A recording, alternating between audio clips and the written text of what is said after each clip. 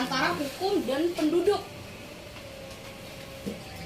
Apa hubungan antara hukum dan penduduk?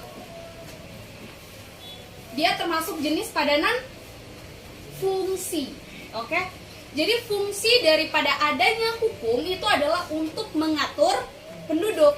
Penduduk tanpa hukum apakah dia akan teratur? Tidak. Contohnya di jalan lalu lintas saja. Kalau nggak ada aturannya, ya kita nggak akan bisa teratur gitu ya. Sehingga padanan katanya itu termasuk di dalam padanan kata fungsi. Antara hukum dan penduduk ini termasuk padanan kata fungsi.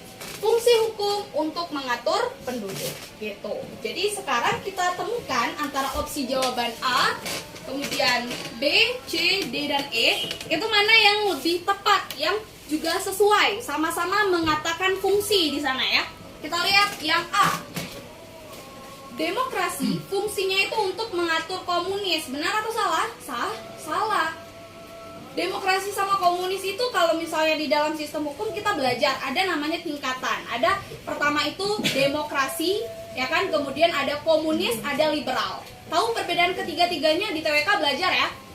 Nah, kalau misalnya demokrasi itu antara hak dan kewajiban itu sama, ya kan? Hak kewajiban sama hukumnya sama. Kalau misalnya komunis dia lebih mengutamakan hak dibandingkan sama sistem hukum. Contoh yang negara komunis apa? Cina misalnya.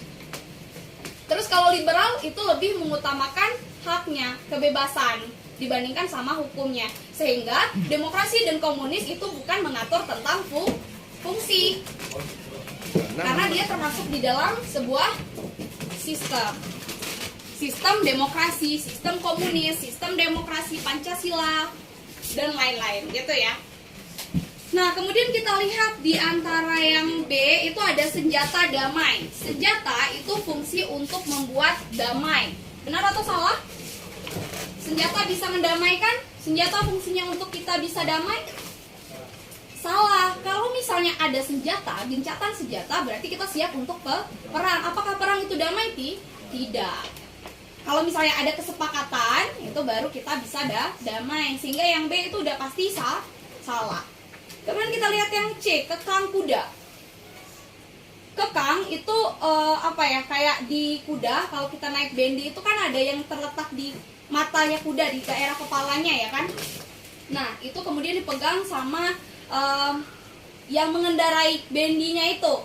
Berarti untuk kuda itu dapat berjalan dengan baik dan benar, itu difungsikan oleh kekang. Sehingga fungsi daripada kekang itu untuk mengatur jalannya kuda. Sehingga itu sudah berhubungan. Jangan kita kira, oh hukum ini kan lebih ke demokrasi ya, atau misalnya hukum itu lebih kepada tirani gitu. Padahal tidak. Kalau sekilas kita lihat antara hukum penduduk nggak ada hubungan sama kuda, ya kan, hubungannya di mana? Tapi unsur padanan katanya itu adalah berhubungan. Hukum mengatur penduduk, kekang mengatur kuda. Begitu. Jadi jawabannya adalah C ya. C. Nah, kalau bandit itu apa? Penjahat. Penjahat ya. Kemudian penjahat itu mengatur polisi. Benar? Salah? Salah, kebalik dia ya. Polisi itu yang sebenarnya berfungsi untuk mengatur penjahat gitu ya. Kalau tiran itu apa?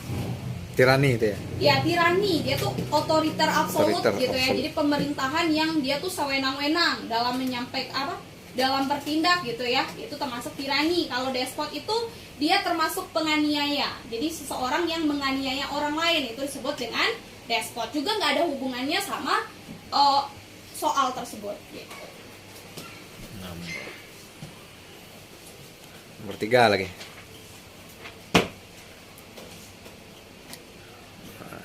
Oke, ini sudah termasuk di dalam soal aritmetika. Tadi kita ketemu soal verbal, sekarang kita masuk ke dalam soal aritmetika lagi. Sekarang kita lihat di nomor 3. Ayah menabung di bank sebesar 15 juta. Setelah beberapa waktu menabung, uang ayah menjadi 16.600.000. Jika bank memberikan bunga tetap yaitu sebesar 16% per tahunnya, maka pertanyaannya adalah lama ayah menabung adalah berapa? Oke. Jadi pertama kali yang harus kita lihat apakah dia pakai rumus atau enggak. Sebenarnya kalau kita lihat soal ini dia nggak pakai rumus apa-apa ya, nggak perlu kita hafal rumus apa-apa. Intinya kita harus bisa mengubah bahasa cerita ini menjadi bahasa matematika dulu. Gimana caranya? Kita lihat apa yang diketahui dan apa yang ditanyakan di dalam soal tersebut. Yang diketahui itu adalah uang mula-mula ayah, ya kan? Berarti ada uang awal, uang A. 15 Ya, juta. pertama itu adalah 15 juta. Nah, setelah dia menabung ternyata menjadi, berarti uang akhir ya. Uang akhir. Ini awal, ini akhir. Uangnya dia menjadi 16 juta 600.000. Dengan dia memberikan bunga. Bunga itu dia peroleh sebanyak 16% itu per tahun. Per tahun. Oh ya. Langkah pertama yang kita lakukan itu cari bunga yang dia peroleh itu berapa. Cari bunga yang diperoleh.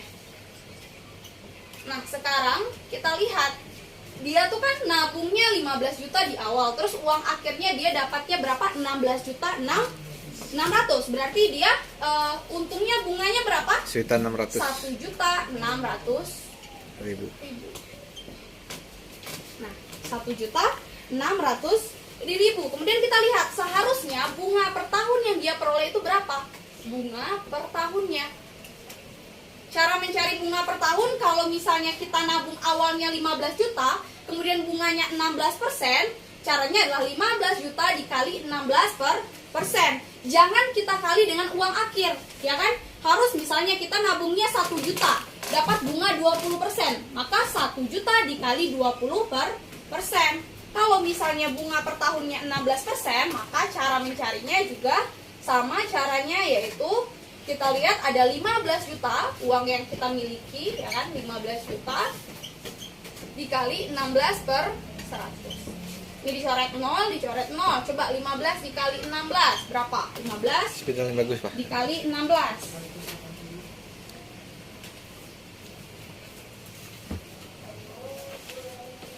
Berapa? 15 kali 6 le. 15 kali 16, ada yang udah ketemu? 2 juta berapa? Kalau 15 kali 15 kan 225, ya kan? Nah, kemudian ditambah 0,1 berapa? Nah, ini bisa langsung kita kalau mau 15 kali 16 kayak gini langsung boleh, ya kan? Jadinya berapa? 5, 6, 0, 3, 6, 1 tambah 3, 9. Kemudian di sini 15, 2, 4, 0, 240. Jadinya 2.400.000. Nah, harusnya kalau dia nabungnya setahun dia dapatnya 2.400.000, tapi kenyataannya dia cuma dapat 1.600.000. Kesimpulannya apa? Dia nabung udah pasti kurang dari 1 tahun, ya kan? Gimana cara mencari berapa lama dia menabung? Caranya adalah bunga yang dia peroleh, bunga yang diperolehnya dibagi sama 2 juta bunga yang seharusnya diterima selama 1 tahun, ya. Nah, sekarang kita bagi 1.600.000 dibagi 2.400.000. Coret 0, dicoret, dicoret. Sisanya 16/24. Nah, ini bisa kita sederhanakan. Nah, cara menyederhanakannya ini sebenarnya bebas. Mau sama-sama dibagi 2 dulu juga boleh, atau langsung Bagi 4 aja langsung. Bagi 4 Ya. juga boleh. 16 bagi 4 berapa? 4. 4. 24 bagi 4? 6. Masih bisa disederhanakan? Oke, jadi berapa? 2/3. 2/3. Nah, harusnya jawabannya adalah 2/3 tahun. Tapi kan nggak ada ya 2/3. Karena yang ada di jawabannya itu hanya bulan, caranya kita kali sama 1 tahun itu adalah 12 bulan. 12 disederhanakan sama 3 bisa? 4. Jadi 4, 2 kali 4 deh 8. Jadi lamanya dia menabung itu adalah 8. 8 bulan. Danu. Hadir, no? Ilham. Boleh dicatat dulu. Ilham hadir. Iya.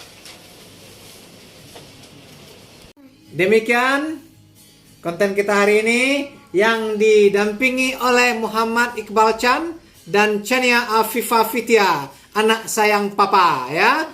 Nah, semoga bermanfaat bagi kita semua. Assalamualaikum warahmatullahi wabarakatuh. Karambia.